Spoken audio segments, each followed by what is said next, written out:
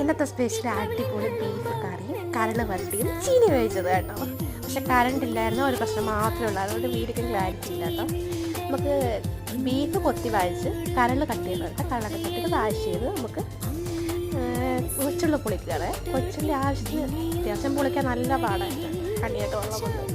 പിന്നെ നമുക്ക് കുക്കറിലോട്ട് ബീഫിട്ട് ആവശ്യത്തിന് കൊച്ചുള്ളി, തേങ്ങാക്കൊത്ത്, ഇഞ്ചി വെളുത്തുള്ളി പേസ്റ്റ്, 2 സ്പൂൺ മുളക് പൊടി, മഞ്ഞൾപ്പൊടി, മല്ലിപ്പൊടി, ഗരം മസാല ഒക്കെ ചേർത്ത് ഇച്ചിരി ശകലം വെള്ളം ഒഴിച്ച് പിന്നെ ഉപ്പും വെളിച്ചെണ്ണയും കറിവേപ്പിലൊക്കെ ചേർത്ത് നല്ല പെരട്ടി 3 വിസിൽ വരെ വേവിച്ചെടുക്കാം. അപ്പോഴത്തേക്ക് നമുക്ക് ചീനി പൊളിച്ചെടുക്കാമേ.